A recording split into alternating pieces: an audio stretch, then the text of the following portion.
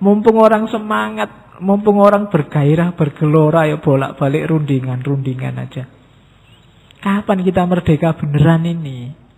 Wong sudah proklamasi kok masih dibuat mainan sama orang-orang luar. Kan itu yang dibikin Tan Malaka sumpek itu kan. Akhirnya dia bikin gerakan sendiri. Itu nanti yang jadi awal dia mulai diincar. Termasuk oleh pemerintah. Dia bikin tahun 46 kelompok namanya Persatuan Perjuangan.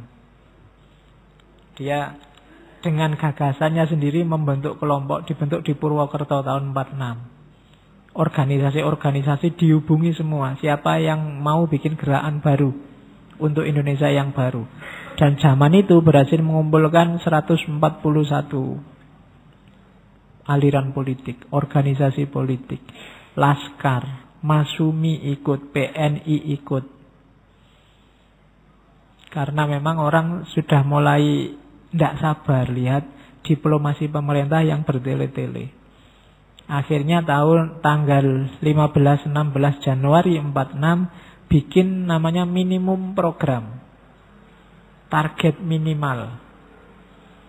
Yang pertama berunding dengan tujuan pengakuan kemerdekaan 100%. Jadi setelah kita proklamasi itu, kok kayak tidak ada bedanya ya. Sudah merdeka dengan belum merdeka. Ini masih ribut. Sekutu yang mau balik lagi, Belanda yang mau balik lagi, Jepang yang dipulangkan, ada yang tawanan mau dirampas. Lah katanya kita sudah merdeka. Kok masih banyak yang ngerecoki, kita nggak bisa ngurusi negara kita sendiri. Kita teriak ke luar negeri, Indonesia sudah merdeka loh. Orang luar paling, oh ya selamat ya. Tapi nggak ada yang berubah di dalam. Apa-apanya masih diatur, masih disetir. Itu maka visinya merdeka 100%. Jangan ada yang ngatur-ngatur kita lagi. Wong namanya aja merdeka. Itu usulan pertama dari minimum program.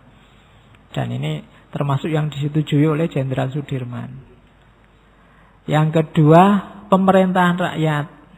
Jadi pemerintahan yang sesuai dengan kemauan rakyat.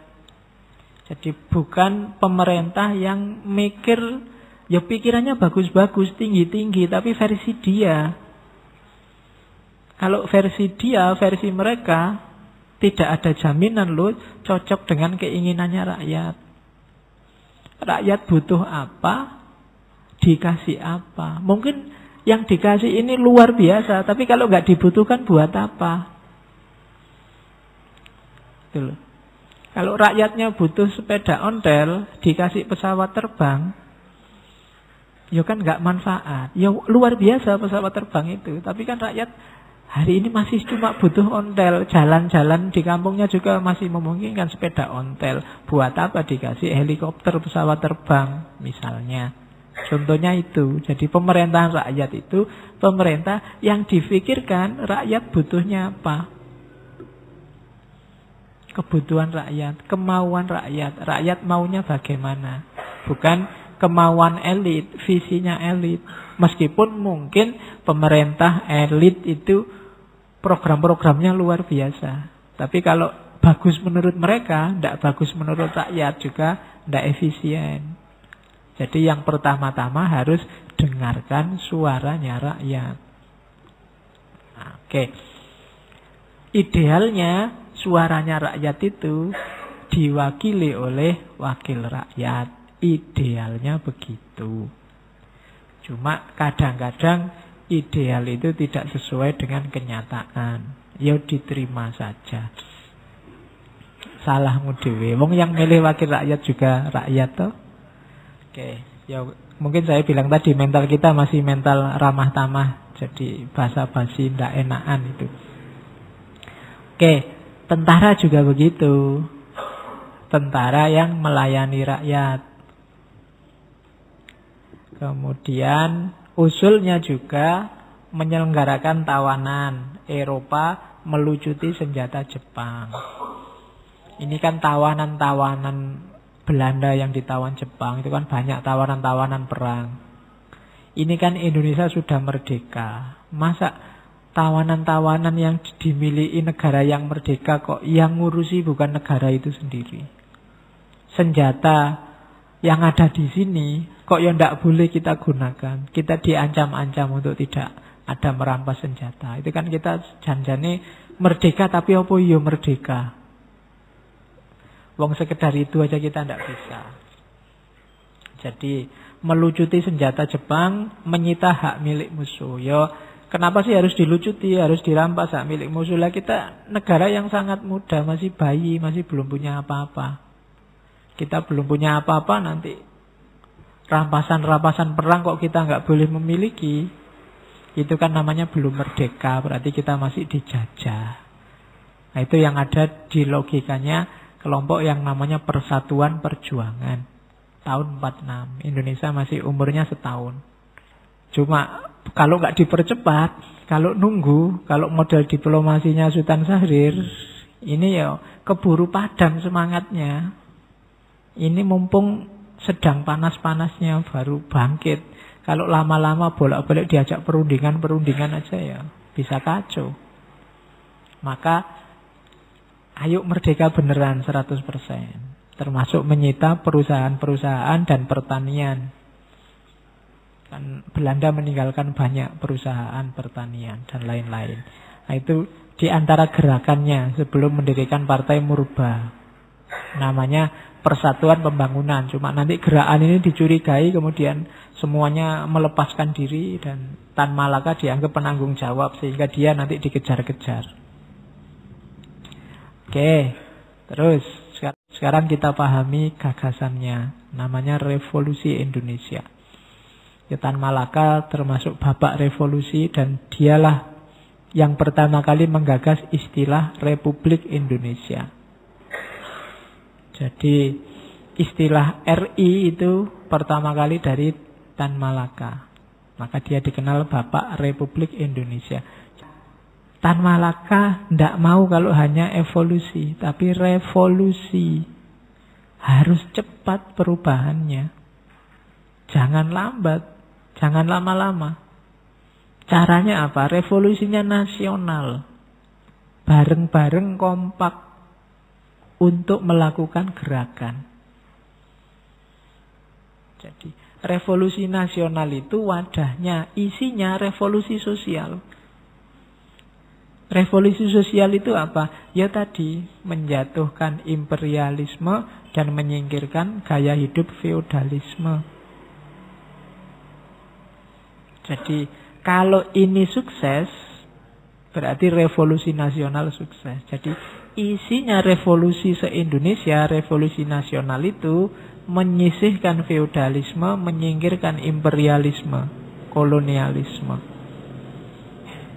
Kalau ini sukses, berarti akan lahir Indonesia yang baru, yang merdeka 100%. Maka harus kompak semuanya.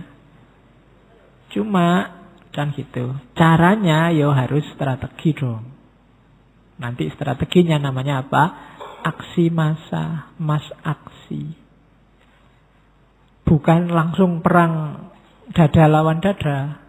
Kalau perang dada lawan dada ya kemungkinan kita agak berat. Mass aksi itu ya gerakan massa yang bareng-bareng. Ya kayak mass aksi, tak kasih contoh simpel hari ini. Kalau kita tidak setuju dengan acara-acara TV, ayo bareng-bareng tidak usah lihat TV, itu mass aksi. Semuanya, jangan ada yang nonton TV. Nanti kan TV-nya berangkut sendiri. Nah itu diantara contoh mas aksi. Cuma zaman itu belum ada TV. Jadi pengerahan rakyat. Kompak bareng-bareng. Kalau penjajah bikin produk apa, nggak usah beli produk itu. Selesai, produknya nggak laku. Itu contohnya mas aksi. Nanti ada penjelasan lagi mas aksi. Yang kedua dikritik. Kenapa harus revolusi bukan evolusi? Karena proses kooperatif itu terlalu lama. Dia mengkritik diplomasi. Diplomasi itu sifatnya lambat. Kemudian kita rugi. Diplomasi itu kita tidak bisa full. Perjanjian-perjanjian itu kan bikin kita malah sumpek sendiri. Orang yang suka diplomasi, yang bikin kita malah rugi. Kalau di Tan Malaka disebut inlanders alat. Jadi kaki tangannya Belanda. Kita malah rugi sendiri. Nanti waktu diplomasi ada kesepakatan. Oh, Indonesia sampai wilayah sini ya, yang sini miliknya Belanda, kan ada itu. Di perjanjian Renville itu demarkasi batasnya. Ini miliknya Belanda, ini miliknya Indonesia. Itu hasilnya diplomasi, malah menyusut. Keliru. Jangan diplomasi dong, katanya Tan Malaka. Kalau ada maling masuk rumahmu, ya usirlah dia. Kalau perlu dipukuli, masa malah diajak berunding. Ya kan? Lo penjajah itu kan maling masuk ke rumah kita, malah diajak rundingan. Gimana? Sampean mau ngambil apa? Terus, ya kan perundingan itu kan kasarannya begitu. Mau jajah seluruh Indonesia, ya ndak bisa dong. Lah kita gimana? Oke deh, setengahnya aja ya boleh ya. Ya boleh lah, cuma ya kompensasinya apa? Itu rundingan kan begitu. Lah wong itu maling. Kalau ada maling masuk rumahmu, ya diusir, dipukuli sampai dia pergi bila perlu. Kok malah diajak berunding? Ini dasar logis kritikannya Tan Malaka pada usaha-usaha diplomasi. Diplomasi itu malah merugikan kita. Perjanjian Linggarjati, perjanjian Renville, perjanjian KMP. Akhirnya kan selalu ada sisa wilayah kita yang tidak kita kuasai. Bahkan perjanjian Renville itu Jawa Barat sebelah sana jatahnya Belanda, yang ke timur sehingga ada Long March itu kan divisi Siliwangi. Itu karena hasilnya perundingan. Kita tidak jadi merdeka 100%. Tan Malaka banyak kritik Soekarno. Misalnya kasus Surabaya. Ada waktu ketika para pejuang di Surabaya itu bisa menaklukkan Inggris saat itu di tembak-menembak yang pertama itu. Tapi Soekarno datang ke sana terus, jangan perang ya. Disuruh menghentikan. Sampai akhirnya ya pasukan bantuan datang semua, hancur Surabaya. Nah, itu hasil diplomasi. Coba dilanjutkan perang, itu Inggris jatuh waktu di Surabaya. Analisisnya Tan Malaka. Wong itu jenderalnya aja sudah tewas. Tapi karena tembak-menembaknya disuruh dihentikan, akhirnya bala bantuan Inggris datang dan Surabaya jadi lautan api. Alasannya damai terus rundingan dulu, jangan perang. Itu kan kita sudah dipukul, tapi waktu kita mau balas, sabar, rundingan dulu. Gitu. Jadi logikanya itu yang dikritik Tan Malaka. Oke, ya dalam banyak hal Soekarno bagus dan sangat bagus, tapi beberapa dikritik oleh Tan Malaka. Terus dia mengusulkan ini, gerilya politik ekonomi. Itu yang pakai istilah gerpolek. Jadi bagi Tan Malaka, perjuangannya orang Indonesia itu dibagi dua fase. Yang pertama musim jaya bertempur, dan yang kedua musim runtuh berdiplomasi. Jadi kita itu dulu jagoan loh waktu perang, penjajah pontang-panting, sampai akhirnya diplomasi habis.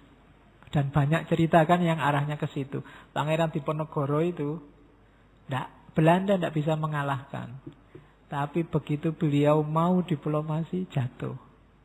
Jadi fase perjuangan Indonesia rata-rata juga begitu. Jaya bertempur, tapi kemudian runtuh berdiplomasi. Akhirnya membangunnya lebih susah lagi. Jaya bertempur itu ya dari 17 Agustus sampai 17 Maret 46. Setelah itu era diplomasi dan kita runtuh. Termasuk perjanjian terakhir, konferensi meja bundar. Itu kan banyak yang lepas dari Indonesia. Jadi gara-gara apa? Ya terlalu banyak diplomasi. Kita tidak sadar akhirnya wilayah kita justru banyak yang dicaplok oleh penjajah. Dan akhirnya kita tidak merdeka 100%. Baik dari sisi kebebasan berekspresi maupun keluasan wilayah. Makanya kemudian nanti Tan Malaka ingin agar Indonesia itu merdekanya 100%. Meskipun dia punya banyak sekali halangan dan pada akhirnya dianggap mengancam oleh pemerintah dan lahirlah kematiannya yang misterius tadi. Terus, nah ini analisisnya Tan Malaka. Maka kita perlu revolusi. Cuma revolusi butuh pemimpin yang revolusioner. Tidak bisa pemimpin yang tidak ganas. Pemimpin yang tidak revolusioner. Cirinya apa pemimpin revolusioner itu? Yang pertama, itu kan kalimatnya Tan Malaka. Seorang pemimpin harusnya seorang yang cerdas dan mampu memimpin satu pergerakan revolusioner. Itu pasti. Terus dia harus bisa menyelami kemauan rakyat dan bahkan mengontrol. Mengontrol itu mengubah kemauan massa jadi perbuatan. Bisa menggerakkan. Itu pemimpin yang bagus.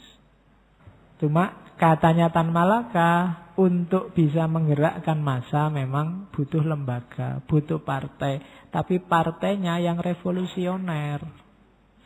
Partai yang mempertimbangkan dialektika, yang mau berubah, bukan yang status quo. Partai inilah yang nantinya akan mempertemukan orang-orang yang memiliki persamaan pandangan dalam revolusi. Terus katanya Tan Malaka, untuk mencapai kemenangan revolusi harus memperhatikan dua syarat. Yang pertama, kondisi objektif, yaitu suatu tingkatan sistem produksi yang tertentu dari masyarakat dan taraf tertentu dari kesengsaraan rakyat. Jadi tak baca sekalian. Yang kedua adalah kondisi subjektif, yaitu kesediaan rakyat untuk membuat sebuah partai revolusioner yang disiplin dan mengakar dalam massa. Syaratnya revolusi sukses yang pertama adalah pemahaman terhadap kondisi objektif. Situasi realnya harus dipahami. Harus ngerti problemnya ada di mana dan mau kemana. Kalau ini saja tidak bisa, jangan membayangkan bikin revolusi. Memahami dirinya sendiri juga tidak bisa. Orang itu kalau mau bikin perubahan drastis kan harus jelas. Sekarang apa, besok mau jadi apa. Baru orang bisa berubah. Lah kalau sekarang aja tidak paham kayak gimana, mau berubah kemana juga tidak mungkin bisa. Hari ini kamu apa, besok mau jadi apa. Itu baru orang bisa revolusi. Maka gerakan-gerakan revolusioner itu selalu sifatnya transformatif, selalu transform. Ya, jargonnya transformasi kan dari refleksi untuk aksi. Refleksi itu berpikir secara objektif. Kita itu kayak gimana sih sekarang posisinya? Ada di mana? Mengapa kok begitu? Terus kita ingin melakukan perubahan apa? Baru bisa revolusi. Itu kondisi objektifnya kita harus paham. Setelah itu baru masuk ke kondisi subjektifnya. Kesadaran, kemauan rakyat untuk melakukan revolusi. Dengan jalan bikin lembaga, bikin organisasi, bikin partai, dan melakukan gerakan, kan itu. Jadi ada objektif, ada subjektif. Kalau sudah sadar, saya sekarang ada di sini dan mau berubah ke sana, caranya bagaimana? Yaitu tadi, lewat kendaraan, organisasi, lembaga. Kenapa kok harus ada organisasinya, Pak? Ya kalau enggak, ya jalan sendiri-sendiri nanti. Maunya berubah ke sana nanti bisa jalan kemana-mana kalau tidak dikoordinir oleh organisasi. Maka harus ada organisasinya. Makanya ada jargon yang bilang kejahatan yang terorganisir itu lebih sukses daripada kebaikan yang sendiri-sendiri. Jadi kuncinya pada organisasinya. Kalau kita sudah ada organisasinya, kompak bareng-bareng, gerakannya lebih efektif.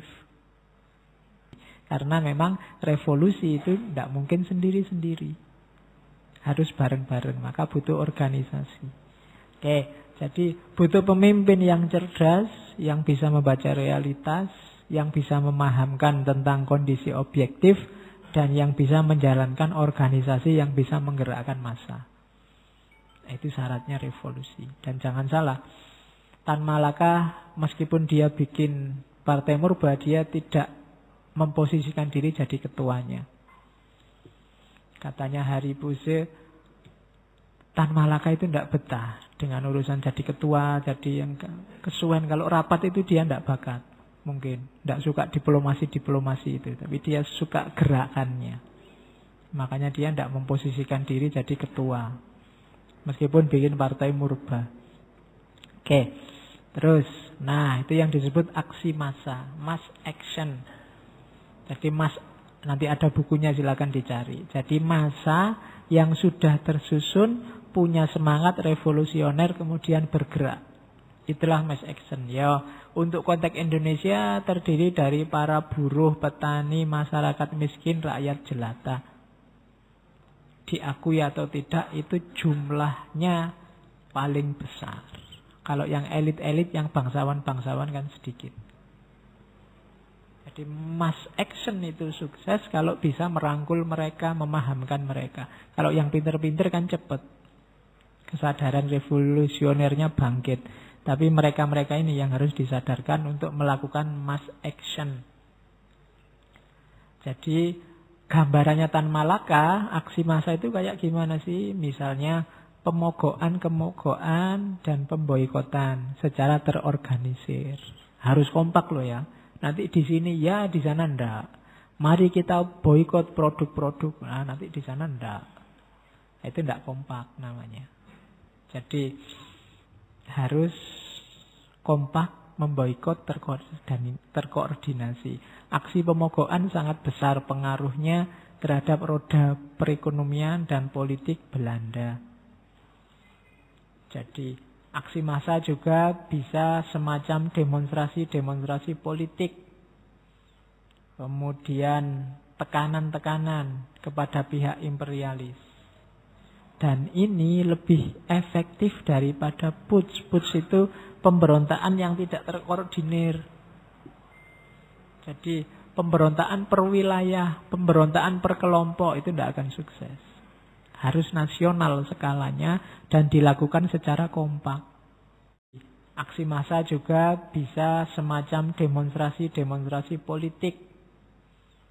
Kemudian tekanan-tekanan kepada pihak imperialis. Dan ini lebih efektif daripada putsch. Putsch itu pemberontakan yang tidak terkoordinir. Jadi pemberontakan per wilayah, pemberontakan per kelompok itu tidak akan sukses. Harus nasional skalanya dan dilakukan secara kompak dan strategis. Butuh pemimpin yang cerdas dan bisa menggerakkan. Mungkin itu yang bikin Tan Malaka tidak terlalu mempersoalkan Soekarno yang jadi presiden, meskipun di beberapa kebijakan dia tidak setuju. Soekarno termasuk pemimpin yang bisa menggerakkan massa. Bahkan nanti di pidatonya Soekarno yang sangat terkenal di lapangan Ikada itu nanti kelihatannya Tan Malaka ikut mendampingi. Katanya Hari Puse nanti di situ ada fotonya orang yang tubuhnya agak kecil pakai topi kayak Belanda, itu sebenarnya itu Tan Malaka. Oke, jadi revolusi yang kompak mewujudkan cita-cita nasional, itulah revolusi nasional. Isinya adalah revolusi sosial. Revolusi sosial itu menyingkirkan imperialisme dan feudalisme. Kenapa harus disingkirkan? Karena mereka menindas. Kan itu. Jalannya lewat strateginya namanya aksi massa. Itulah yang dirancang oleh Tan Malaka. Nah, ini program-program ekonominya. Jadi Partai Murbanya Tan Malaka itu menggagas ini loh. Kalau tadi kan sudah ya, Kalau sekarang sudah sukses revolusinya, ayo merancang program. Dia ada program ekonomi, politik, militer. Kita lihat yang program ekonominya itu bisa dilihat di buku Menuju Republik Indonesia.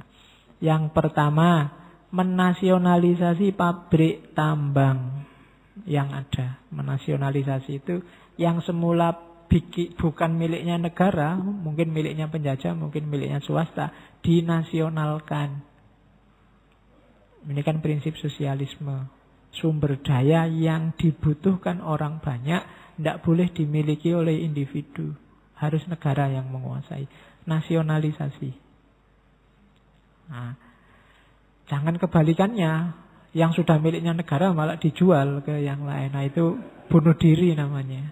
Tidak boleh begitu, harus nasionalisasi. Yang kok ini kelihatannya semua orang butuh itu ya. Ya berarti negara yang harus menguasai. Karena kalau tidak, dampaknya akan sangat menguatkan yang menguasai yang individual tadi dan menyengsarakan yang lain. Maka harus negara, maka ada nasionalisasi. Termasuk nasionalisasi hutan-hutan dan perusahaan-perusahaan. Jangan malah hutannya dijual kepemilikannya. Harus negara yang menguasai. Karena kalau enggak, ya nanti tetap rakyat akan susah. Terus, nasionalisasi perusahaan lalu lintas dan angkutan umum. Nasionalisasi bank-bank, perusahaan perseorangan dan maskapai-maskapai perniagaan yang besar. Jadi, yang dibutuhkan orang banyak harus dikuasai negara. Tidak boleh dikuasai perseorangan. Terus, bikin industri-industri baru dengan bantuan negara. Kalau hari ini mungkin namanya BUMN. Terus bikin koperasi-koperasi rakyat dengan bantuan kredit yang murah oleh negara. Lembaga koperasi ini lembaga ideal. Di mana-mana juga dibunyikan ideal, cuma jarang ada koperasi yang sukses. Koperasi rata-rata jatuhnya terus jadi arisan. Ya, susah bikin lembaga. Yang sukses itu kan perusahaan-perusahaan swasta itu. Lembaga sejenis koperasi itu biasanya berat. Ya mungkin jiwanya yang tidak cocok. Orang yang kapitalis diajak koperasi ya mungkin berat.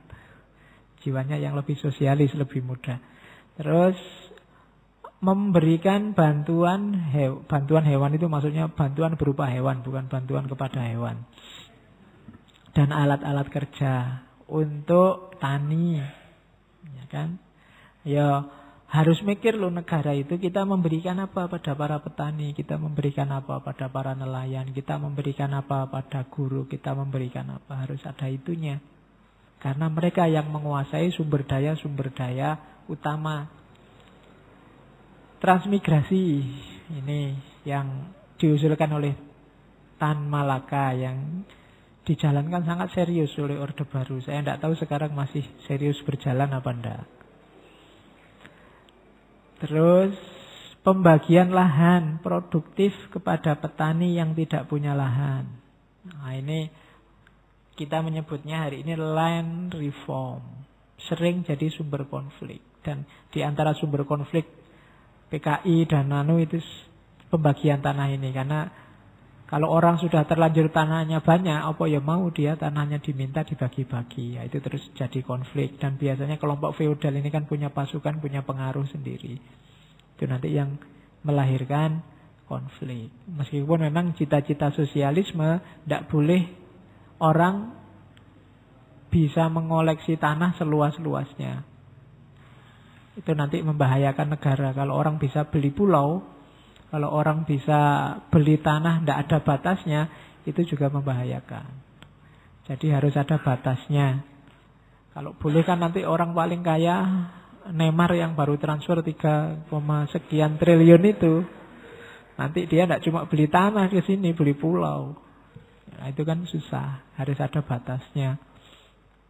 Oke, dan yang ke-10 ya menghapuskan sisa-sisa tanah dan membagikan kepada petani yang melarat dan proletar. Jadi ini program ekonominya.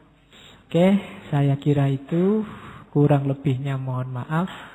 Wallahul muwafiq, wallahu a'lam bissawab. Wassalamualaikum warahmatullahi wabarakatuh.